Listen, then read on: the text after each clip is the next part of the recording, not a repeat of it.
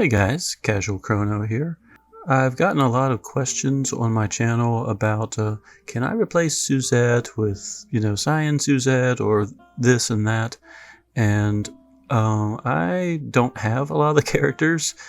Free to play does limit you on who you have, but I played around with another team composition focused on basically boosting Sesta's power. And we're going to try it out here. So we're going to fight Ewan's True Manifest, which has HP stoppers and all that fun stuff. Hey, you have the first move. Psych! So I did choose all wind characters again for the Awakened Wind Zone. So I have 3 turns to kill him. The first turn I have to get him down to 50%. For his first HP stopper. Sesta, of course, is going to do Twin Blade Wolf. There's no other choice for her. Azami AS is going to be my Pain Inflictor. She's going to use Petal Fall, which ignores target resistance. So hopefully she'll go before Sesta. Curio is going to beef up the team. His Transient Glory improves the power of all party members, and while a type zone is employed, wind attacks are going to go up by 50%. And instead of Soira AS, who I've been using as my main wind tank, I'm going to attempt to use just Garambarrel instead. So he's going to use, and I'm going to mispronounce that, Apparito Forerza, I think, which will increase his resistance. So we're going to see what happens. So round 1, hopefully he's going to be taken down to 50%. Alright, Sesta went first instead of Azami. But we still hit the HP stopper. And now he has pain. Okay. Sesta's grasta are all pain oriented, which is why I needed a pain setter. Alright, round 2. Garam's resist should last 3 turns, so I could either reduce his power some, or basically attack. So I'm going to try, let's try to keep him alive, because in the past I've had trouble on turn 2 losing my tanks. So I'm going to try and decrease his power. Okay. Curio's ability lasts 3 turns, so now I'm going to speed up the whole team by 25% with his Glimmer Strike. She's going to Twin Blade Wolf because, again, there's really no other choice. And Azami, now that Pain is on there for 3 turns, I'm going to inflict Break using her Fierce Gale Slash. Or I could decrease wind resistance. Ooh, that's a tough one. Let's decrease wind resistance.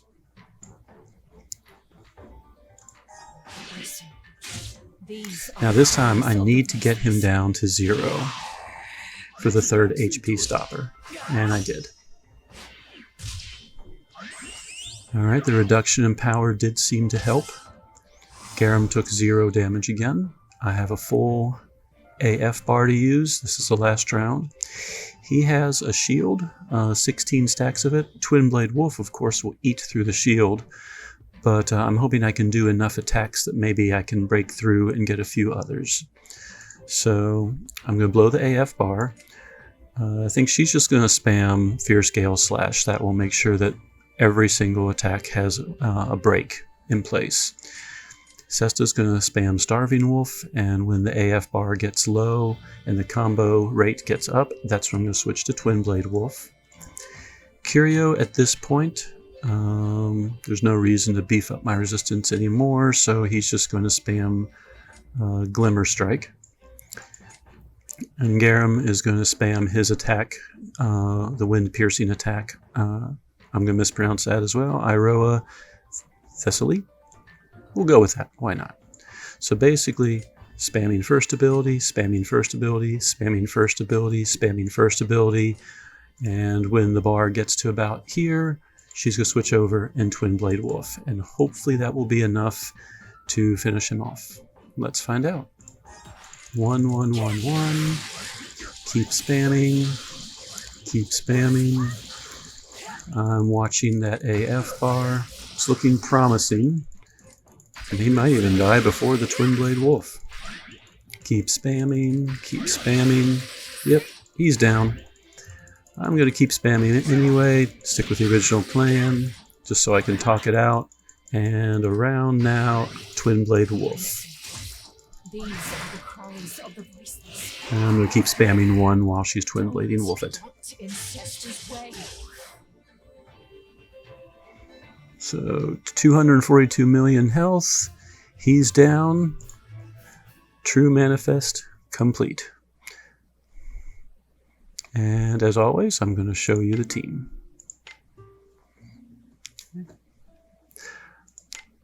Azami. She has her manifest weapon, but it's only level 3, so she doesn't have the benefits from it yet. She just has a plasma ring, store-bought ring equipped, and no badge. Now her grasta is all support related. If you have full health, katana users do extra damage, which Sesta is a katana user. If you're a katana user, you have regen, which Sesta is a katana user. And then I do have Power of Gale. Wind type attacks are an extra 30%. I haven't upgraded it yet, but once I do, Sesta's damage will increase by another 30%. Sesta's grasta were all pain related. Power of Pain with bullseye, which remember bullseye did not help during the 3rd round because it only gets boosted during another force. She has Power of Agony with MP consumption. And she has Power of Pain with Adversity, which there was only 1 boss in this fight, so the extra damage from Adversity did not occur in this particular fight. Gear-wise, all of her gear was aimed towards improving her attack. She had the Elpis Dagger, which I know is one of the harder weapons to get right now, but you could always... if you have some of the other weapons that you've collected over, previous times. So Miyaki, for example, has when there's pain, the strength is improved. So she could have probably used Miyaki's katana as well, because the boss had pain. She has the Ring of Might, which does extra damage when you have max hit points. And she has the Vitality Badge, which does an extra 20% damage when you have max health. So a lot of this battle was dependent on keeping Sesta at full health. If she was not at full health, then there would have been an issue. So Rage Tank was important. Speaking of Rage Tanks, Garam really just had store-bought gear, Plasma Spear, Plasma Bangle. His badge gave him an extra 1,000 health. Though you saw the damage he took, he really didn't need any extra health. I wasn't sure, but the 3 grasta he had, each one was awakened just enough to give him 300 health. So he had 900 extra hit points from grasta, and that was it. And really, that was everything for Garam.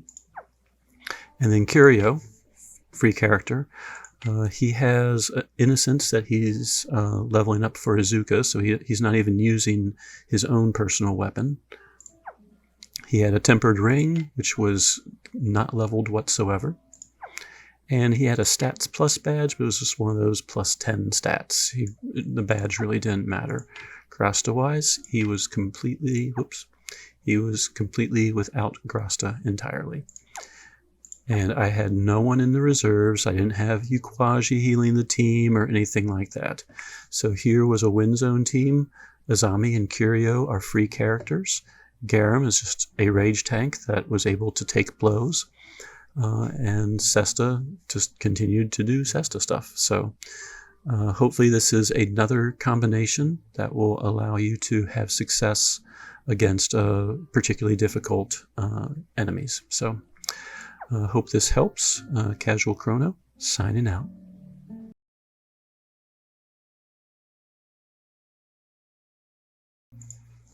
Alright guys, Casual Chrono here. I'm continuing to mess around with Sesta, seeing what she's capable of. I'm going to attempt the True Manifest battle for Ewan. And the Fiery Lion. I have failed many, many times on this. So we're going to see if Sesta can pull off a small miracle here. Suzette is going to be my pain provider. AS Yipha is going to increase strength by 50%. I am going to weaken him a little bit, and she's going to Twin Blade Wolf because she can. He cannot activate his blunt zone for 3 turns, so basically I have 3 turns to kill him.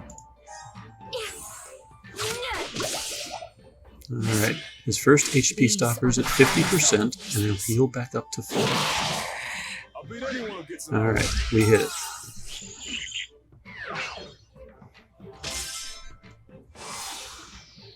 Alright, now I'm going to do the exact same thing. He still has pain and poison going. I'm going to have Soira attempt to resist his next attack. In my previous attempts, she usually dies in this round. So the main thing is I need to drop him to his next HP stopper, which is pretty much at 0. And he's going to heal to full a 3rd time. Listen, these are the cries of the voiceless. Alright, I was successful. Alright, Soira lived. Always a good thing. So the 3rd and most important round. So I'm going to lose that, and I'm going to lose Twin Blade Wolf after this. Does he still have pain and poison? Yes, he does. Alright. In one of my attempts, I just tried doing the exact same thing, but Sesta wasn't strong enough to bring him down. This time, I'm going to try to do a Faith during the AF, and then Twin Blade Wolf, because I believe Twin Blade Wolf, one of the steps is a Barrier Pierce. So let's see how quickly I can react with this. Oh, great. I can't. Well, maybe I can just burn down his shield.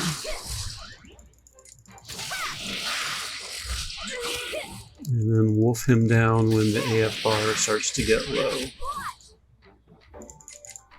Here we go. Let's see what happens.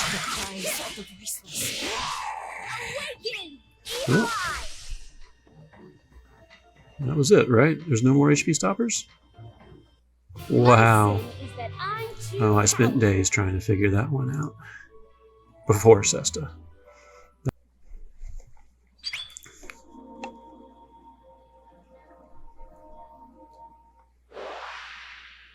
And the Fiery Lion is now maxed out.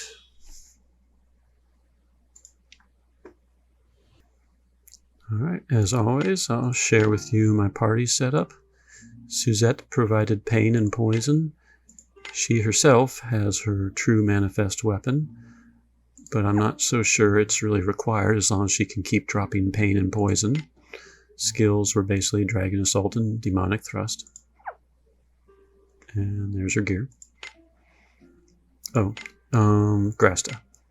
Suzette didn't really have much in the way of grasta. Her power of pain is not even awakened yet. And poison, 30%. Wind, 10%. Nothing exciting. Sesta has the Elpis dagger, though I imagine any very high attack weapon will work. For badge, it's the stats badge, which increases all stats by 20. Grasta-wise, nothing super unusual. She has Power of Agony, katana, without any upgrades. She has another Power of Pain with bullseye. And she has a third Power of Pain with MP consumption attack. Yipha has no grasta. And she has basically defensive-minded gear, so I did give her a speed badge. Not sure how much that might have helped this fight. And Soira doesn't have much grasta either. She has 600 health and a little bit of proficiency debuff. I just kind of threw random stuff on her. She has a dark spirit weapon and then, you know, plasma bangle. So nothing too hard to get. I did have Garam in reserves, but grasta-wise, it was just 300 health. Nothing supported the team, so the team was the backup team really didn't help at all. So there you go, Sesta once again doing Sesta things. Casual Chrono signing out.